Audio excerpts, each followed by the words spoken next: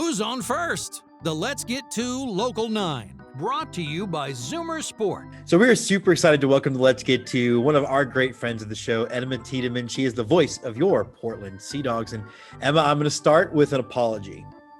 I kind of teased you lightheartedly about having to go through a Maine winter, unaware completely of the winter we were going to have. So I'd like to apologize for that.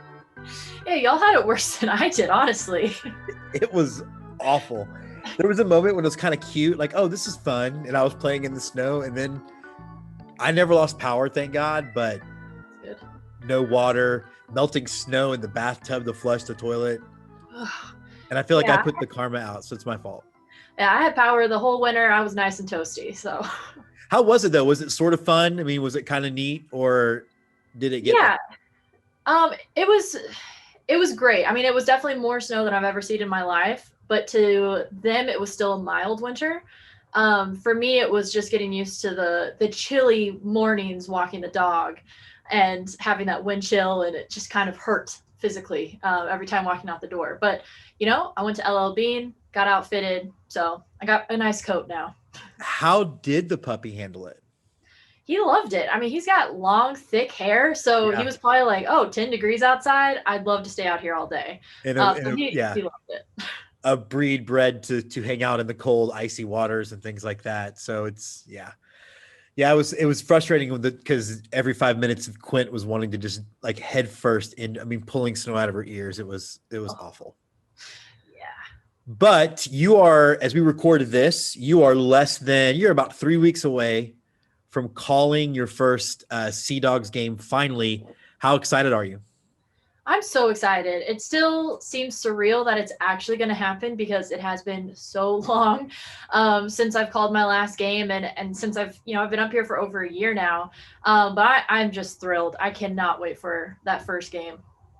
I want to get into the nuts and bolts of what the Sea Dog season is going to look like. And I know that it's changing. It's very much a moving target. But before we do that, something like sort of a broader commentary.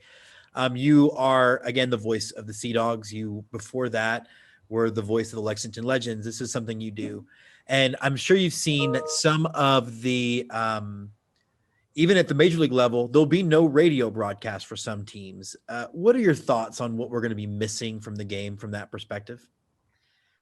I mean, you're going to be missing the sounds of summer.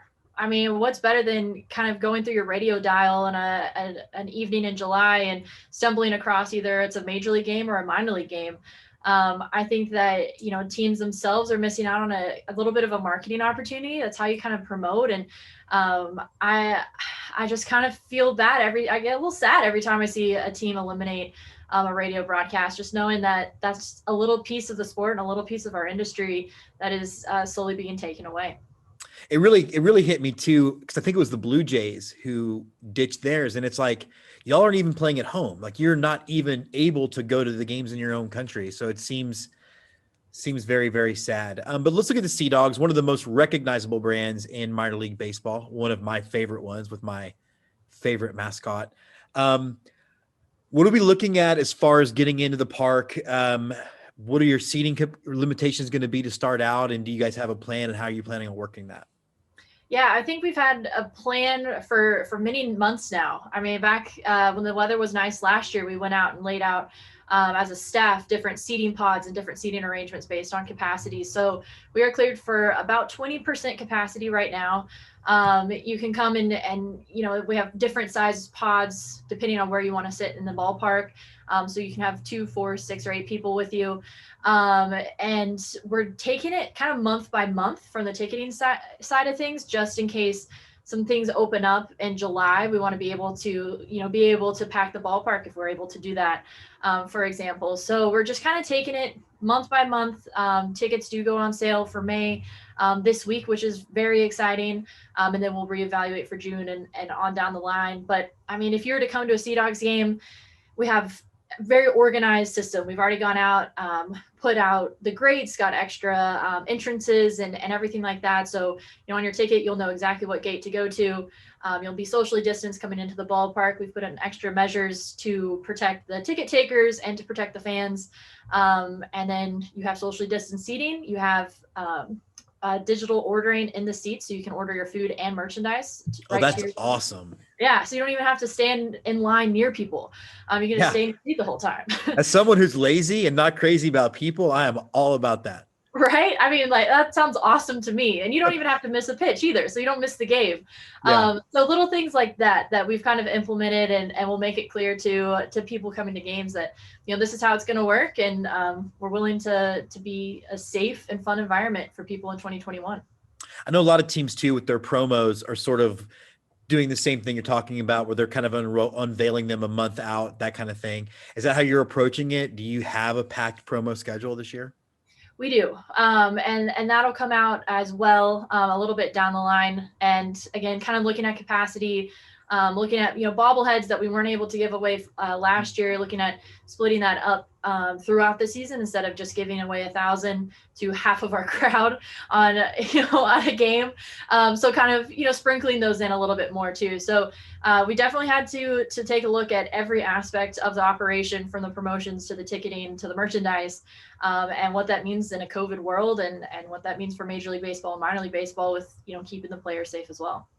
Yeah, and it's kind of not as fun if the first 1,000 fans get something and there's only 1,000 fans there. It kind of takes away the incentive of getting there early, and me doing this to make sure I might be in line to get, actually it's probably less stressful for me. You guys are the AA affiliate of your Boston Red Sox. And they say AA is usually where the talent is, right? AAA is kind of your major league bubble guys. Who are some players we're looking forward to in the Red Sox system coming through Portland? Well, luckily for me, I got to see quite a few of them already in Greenville when I was with Lexington. So some of them will be familiar faces, but I got to see Tristan Casas, who's the #1 prospect, come through Lexington, and watch him at the All-Star game, and he just mashes the baseball. And for his size too, he's very quick. He plays the infield corners.